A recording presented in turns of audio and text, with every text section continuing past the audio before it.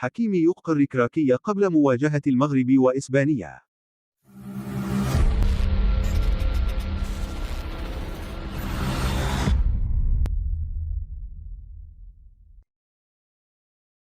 يبذل الطاقم الطبي للمغرب جهودا كبيرة مع الظهير الأيمن للمنتخب أشرف حكيمي من أجل تمكينه من خوض المباراة بين المغرب وإسبانيا الثلاثاء في 8 نهائي كأس العالم. وعلمت إخبار الرياضة أن طبيب أسود الأطلس اهتم بحكيم الجمعة الذي كان يوما خصا للراحة قبل أن يواصل العمل معه من أجل خوض اللقاء.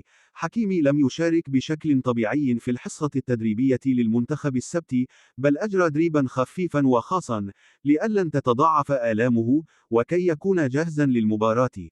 كذلك اكتفى سفيان بوفال وسفيان أمرابط بالجري حول الملعب في ربع الساعة الأولى من التدريب، كما أجرى سليم أملاح تدريبا على دراجة، فيما خضع عز الدين أملاح لحصة تأهيلية مع مدلك. إصابة حكيمي تؤرق المدرب وليد الركراكي نظرا إلى قيمته الفنية، لا سيما أن أسلوب لعب أسود الأطلس اعتمد بشكل كبير على الجهة اليمنى في دور المجموعات، علما أنه شارك في اللقاء الأخير وهو يعاني من الإصابة.